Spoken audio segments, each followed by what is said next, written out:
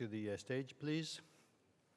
We're very delighted to have Martin Stopford with us today. Everybody, I'm sure, knows Martin. He's been giving research and insight into shipping for decades, basically, and it's views which everybody wants to hear. And we have interviewing Martin Abhishek Pandey, who's the Global Head of Transportation Finance at Standard Chartered Bank. So,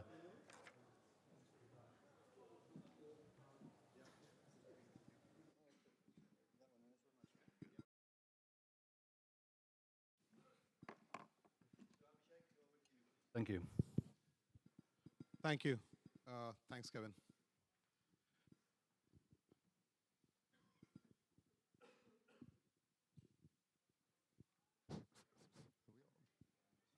I am. It is on, okay? Ah, yes, okay, we're in. Thanks. Thank you, Martin, for joining us today. I've been really looking forward to conducting this interview and tapping on your expertise to basically lay down a bigger picture and possibly add some forecasting to it. I think, we are living in very interesting times. We've been hearing since the morning. And I would love to hear your views on what companies should possibly do to strategize for a longer term in summary. So with that, probably I'll invite your initial comments before I get into the questions. Brilliant. Well, thanks. I guess the word that's been implicit in almost everything that I've sat there and listened to this morning is change. I think the industry buys into the idea that we're moving into a period of change. But I wonder if you companies really are buying into the reality of what change is going to mean. I was up early this morning and thinking a little bit about some of these questions, and I pulled off the shelf the proceedings of a conference which took place pretty well exactly 50 years ago in this hotel. It was called Money and Ships. It was in the 24th of March 1973. There was over 800 people there, and it was at a point where the freight market was moving to one of the most extreme peaks for many, many years. And that, in a sense, was an inflection point in the market, but it wasn't at all clear that the principals that were speaking had embraced that at all. I mean, they talked a little bit about what was going on, but what happened, 1973 March was just before the 1973 oil crisis. The tanker fleet at the end of 1972 was 98 million deadweight tons. And by the summer of 1973, there was another 125 million tons on order. Much of this was made possible by a series of developments in the financial community and in the shipping community, which started from a long era in the 50s and 60s when tankers and bulk carriers could be put onto long-time charters, maybe as much as 10, 15, even 20 years.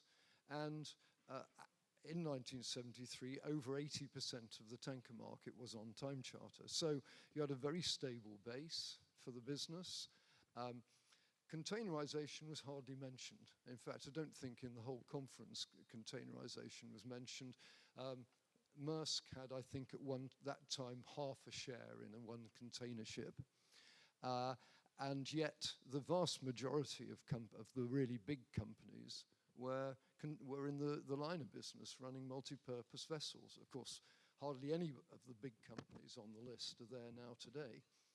So, as we moved into 1973, we were moving into a period of change. And by the 1980s, this is rather a long introduction, but I think this whole question of whether you buy into change is an issue, because what happened was the industry totally changed First of all, the time charters disappeared. I mean, I used to plod around in the 80s with Eric Scheuer, and he'd bemoan the fact the oil companies wouldn't give time charters anymore, which they wouldn't. The traders came in who were only interested in spot voyages. The 80% of the tanker fleet on time charter went down to less than 20%. The industry went through a very tough time in the 80s when for 4 or 5 years in a row you could hardly get enough earnings to cover operating costs. That spawned ship management. It spawned a focus on cutting costs, absolutely minimizing costs. It adjusted people to cycles as being the way you made money by arbitraging a little bit on second-hand market. And so this is the market which you, as ship owners, have grown up with, and which is implicitly sitting behind the presentations we're doing today. I mean, the last slide was absolutely focused on can you make a few bob out or a few dollars out of arbitraging on a particular ship type, and I would say that is. I'm getting to my point in a minute, but Please. Yeah. I would say that isn't. I mean, it's there all the time. Ship owners have been speculating forever, and it's a nice bit of pocket money. But the big issue today is that we're moving into an era where I would say this 50 years of spot markets, very low costs, companies who have maybe 2 people in the office for every ship at sea, not unusual, and the heavy dependence on spot business in which the charterers are the adversaries, not really your partners. I think this is something that we have to think about very hard. And so my suggestion, to answer your question at last, is that anybody who's thinking about the future, which is pretty essential, should consider looking at it in 3 phases. And the first phase is I think someone said a moment ago, I think maybe in the last lecture, that you can afford to take a little time out and think about it. And on the decarbonisation side, we're waiting for technology. So I think that the first phase, the next 3 years, is very much about planning, deciding what your business is, and whether you really buy into the concept that there is going to be a completely different business in the next, a completely different business in the way that happened after 1973. And if you do buy into that, then you start thinking about how you're going to adapt your business. And I think really that involves deciding what you can change, because Peter Drucker famously said, you can't predict the future. What you can do is try to think about the things that might happen in the future and develop your business so that the business is well adjusted to deal with that. So the first phase, you look at the sort of key issues, and that's the organization of your business, your resources. Have you got the engineering skills and the naval architecture skills to deal with the new fuels when they come along? How well equipped are you to really manage your existing fleet, the retrofitting and so forth, which we'll get to perhaps in a moment.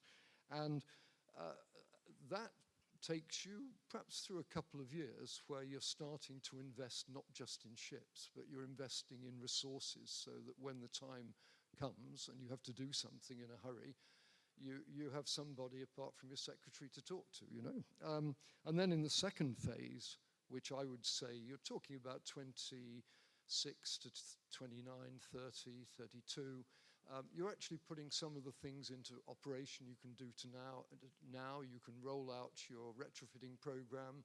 For the existing fleet, you can develop your digital and communications capabilities. You can build the organization of skills, trying to get the ship and shore to work together more closely to make sure you've got the people that you need in the business. And then in the long term, which I would say is from 33 onwards, we come to the phase where serious money is going to have to be invested. And indeed, along the way, serious money is going to have to be invested in new technology. Again, this is something we'll come back to, but so the third phase is actually investing. And in terms of the financing side, this is a finance conference. When I first went into banking in the late 1980s, name lending was the ultimate. You know, if you looked at an owner, the last thing you looked at was whether they were a bankable name. And I think that the company, the bankable company, is one that has gone through this process and is actually capable of building its business. So that's where I've got to now. Anyway. No, very, very helpful. So if I was to basically summarize and along the lines of the question of, in summary, what do you feel your companies should be doing in a long-term basis? If I understand Martin correctly, I mean, there are probably three phases. One of them is between 1 to 3 years, where you essentially plan and you organize for the change. Then you've got the second phase, which kicks in for about 7 to 10 years. You said 26 to about 32, 33, which is mainly kind of operationalizing stuff. I will say the rolling out phase. So you've got your rolling out of the existing fleet with respect to digital systems, retrofit technologies, etc. And then the long-term phase comes 2033 and beyond to 2050 or so, where basically it's the watershed for fleets will need to be replaced and investments need to be made into new technologies and carbon technologies, green fuels, etc. So I'll go probably bottom up in this summary, and I will start by asking you that we know that green fuels are a very, very big and problematic issue, mainly for two reasons, and both the two reasons are pretty simple. One is that we don't know about how this technology that you alluded to is actually going to develop, and also how much it's going to cost. So it'll be good to have your views on these two issues. Well, of course, I think we both anticipated that we would be preceded in this particular issue. But I mean, when it comes to green fuels, my theory is the barista theory. That is to say that, you all have your, well, I guess a lot of you have your barista who does you your Colombian blend first thing in the morning, and it's absolutely wonderful. And the alternative to that is you get into the office and you make yourself a mug of instant coffee, which is not your Colombian blend. And I think the problem with green fuels, as I've sort of looked over them in recent years and spoken to a lot of people, is that the green fuels are a bit like the instant coffee. I mean, the real stuff is heavy fuel oil is the most wonderful fuel. I mean, nature has spent millions of years condensing sunlight and all the other natural resources into this very, very concentrated fuel, which has just one slight disadvantage, and that is that it produces carbon. Apart from that, you'll never beat it. You can pump it. I mean, the transition, when you went from coal to oil, it was wonderful, because instead of having to have 20 men in the boiler room, just shoveling coal into the boilers, you could pump it onto the ship, you put it in the double bottom, and you just pumped it into the engine. It was a very, very efficient move forwards. In the last 50 years, we've built our business around this very cheap, easy fuel, because all you have to do is drill a hole and out it comes, I mean, I know some people make some profit along the way, but that's it. And that is very different from building an offshore wind farm or putting in a solar farm in perhaps somewhere not very stable. So I mean, I don't like the green fuels very much, but unfortunately, like instant coffee, when you're up against this and you haven't got time to stop and brew a really decent pot of coffee, you put up with the instant. And I think that's roughly the role I see for green fuels. We're going to have to use them because technically they're available. They will get bunkered, and they're going to be very expensive. I mean, I've talked to so many people about this, and it's very hard to, even the methanol guys, it's very hard to nail them down on a number. But I would say, like for like, kilojoules for kilojoules, I would say that, we're going to be talking $2,000 a ton plus for green ammonia or methanol, that sort of thing, by the time you processed it and delivered it. The other thing is the availability, that the car industry is ahead of shipping in the queue, and very rightly, because if you put your green electricity into a battery in a car, you get 75% of the electric energy back. If you use that electric energy, you do electrolysis, you then use it to synthesize ammonia or methanol, you put it into a diesel engine where you lose another 50%, and you get about 25%, if you're lucky, of your energy back. So shipping is not a very efficient industry to use green fuels, and there are alternatives which I think are very, so it's a stopgap. I see this as a stopgap. I think the other issues to think about in the green fuels, which I don't think have come up really today, Abhishek, is the first one is cargo. I mean, I mentioned it in my lengthy introductory comments, but the cargo owners are not the enemy, but in the spot market, in a way, they are. And that's a big change. People, when Onassis hopped the time charter, he got close to the oil companies. And I think that in the end, the cargo owners are going to pay for the green fuels. And one of the things that shipping companies are going to need to do is to build that bridge with the customers of a very different sort from what you're used to with in the spot market. And of course, it takes two to tango. Will the cargo owners be willing to play that game? So that's a second issue. The third issue is whatever happens, the cargo owners are going to play off individual ship owners against each other. So, if you don't buy into my idea, you spend a lot of time fixing your company so that your ships are better information, better ability to show how you can really comply with CII, a ton of stuff for the charterer to look at. If you don't go down that road, you're going to be at the back of the queue. And, these two-tier markets, we saw it with the turbine tankers in the 80s, the 70s and 80s and 90s for that matter, that you had very, very inefficient turbine ships competing with diesel ships, and they didn't do well in the market at all. And they eventually worked their life out, but it was a miserable job. So if you want to be an owner, in quotes, doing turbine tankers, now's the time to decide. I mean, people like Lucas Hadjianu went right down, and he did okay out of it. And he sold the lot in 1991, I seem to remember. If you put all that together, the final issue has already been raised about bunkering.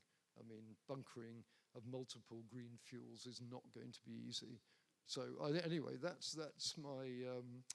it's not hardly call it a synopsis, but yeah, no, very, very interesting and informative. And I think probably you mentioned somewhere along the comment on the alternatives while we are on this journey to find the green fuels technology, etc. And if I may just drill down a little further on the alternatives like carbon capture, maybe a little bit nuclear, would love to hear what your comments and views are on those two technologies or options. Yes, definitely. You seem to have all the right questions here. Well, I did have we had a discussion first.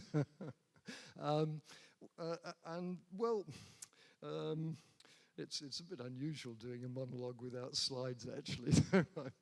I think like MSI, I've got a big model. It doesn't have any AI in it, luckily. It mainly relies on arithmetic, but it does force you into a discipline. And I think the reason I started looking very, very seriously at both nuclear and CCS was that when I started to run the scenarios, which you saw very much in the last excellence presentation, you get to a point where you just can't make it. You look at it and you say, oh, we're going to need to deal with what IMO wants and the charterers want. We're going to be having to use vast quantities of green fuel in the 2030s. We're not going to get it. And so what do? And I think the way you deal with that is through these two, I think, substantial but embryonic developments, carbon capture and nuclear. They're very, very different businesses, and they address different things. I mean, I think the carbon capture, which is, is well-established technology, but it's never been sort of put through the mill to make it work on ships. And so the problem here is one of refinement engineering, I would say. I mean, you've served on ships, so you know about this sort of thing. And the sort of, well, I spent a lot of Tuesday afternoon talking to one of the companies that's developing a cryogenic system for this, which is one of the more compact ones, and they claim, and really what they're saying is there are two problems with the carbon capture. The first is you're going to have to use quite a lot of extra energy in order to capture the carbon from the combustion process. And the question is how you can get that as low as possible and make it viable. And the second is that it takes up deck space. And the sort of numbers they were quoting, they said, the guy said, well, we'd run off a sort of prototype over, and they reckoned for a full-size system on a biggish ship, you may be talking about 10-foot square footprint with 50-foot high columns, and that would stack everything on top of each other. So, that's a job which I'm sure can be shrunk in future. They'll find better ways to do it, and that ways will be found to introduce this into the engine room. But there's a challenge there. The second challenge is the extra energy, and the AIMA process, which is basically uses a lot of energy because you take the exhaust gas, you put it into an enormous tower, dribble it down, the carbon dioxide reacts with the amine chemical in the water and forms a new compound. You then take that compound out, put it into another tower, where you heat it up to 130 degrees centigrade. And at that level, the fairly unstable compound releases the carbon dioxide, which you take off and you process. And then, of course, the third thing is you've got to get rid of the carbon dioxide. And I think there's a very good chance. It works particularly well for the cryogenic process, works very well for methanol. And one perfectly good option is that you put carbon capture on the ship, you turn the carbon dioxide you capture into either dry ice or liquid, refrigerate it. When you bunker, you deliver that ashore, you sell it to a company synthesizing methanol, and you're just rotating the carbon again and again in principle, and on a broader sense. So I think all of this is quite just a matter of getting the economics to work. I see that we're rolling on time-wise, so on nuclear, which I think has been very well discussed, I'd just say that I've spent a long time talking to Core Power and their experts, and they're going to produce, I think you can say that, they're going to produce a modular nuclear plant, maybe 17 to 80 megawatts, which will work fine for shipping. It uses refined uranium, which is not so easily available at the moment, but it will be by 2030. The big disadvantage with conventional nuclear propulsion is it's pressurized water reactors. If you get a leak in the reactor chamber, you get a 30-kilometer nuclear fallout.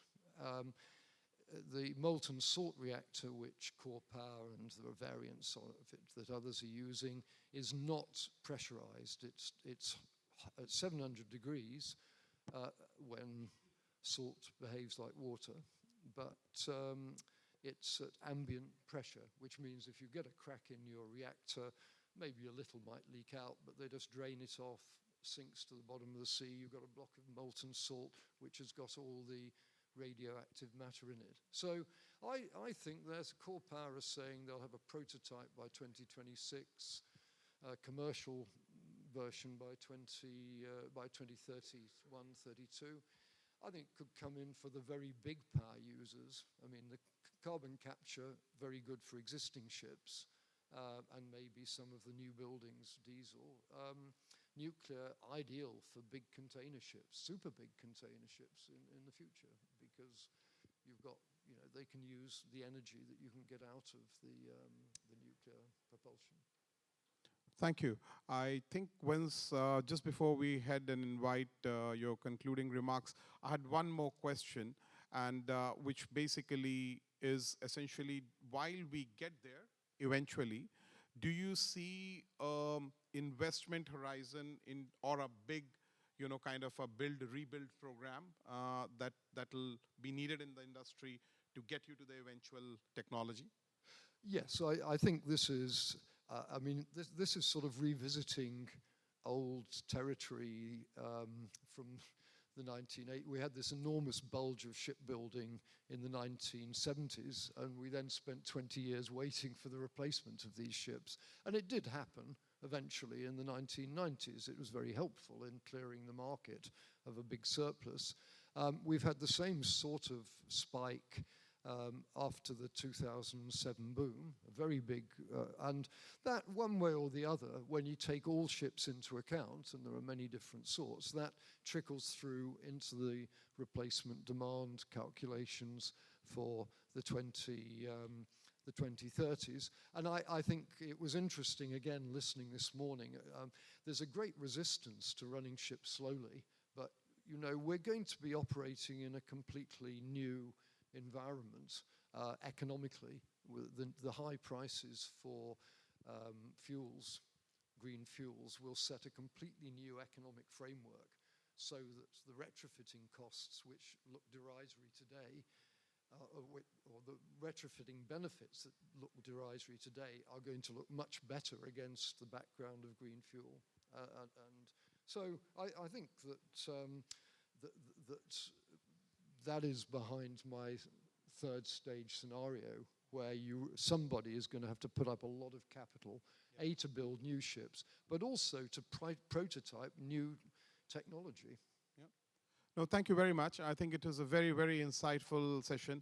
As always, very engaging to talk to you, Martin. I would say that perhaps, if you look at the concluding side of Adam, and then you kind of move it to what Martin just laid out. I mean, I picked up that most of the double-digit returns, I'm a banker and also an investor, so they only kick in 10 years and above in age vessels, right? So Adam, in the younger fleet, which is less than 10 years, you don't cross the equity return unlevered more than 1%. And then we hear how this is going to probably take us there with a mix of everything. You need to plan, you need to operationalize, you need to rebuild a full rebuild program, and then possibly get there. So complicated, so is the topic of the conference. And thank you very much for demystifying it. Really enjoyed talking to you, Martin, as always.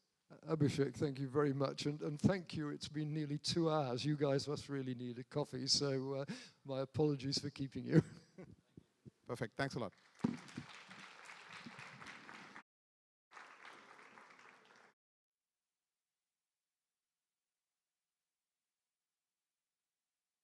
So we'll break for coffee. We'll reconvene, please, in 30 minutes. 30 minutes.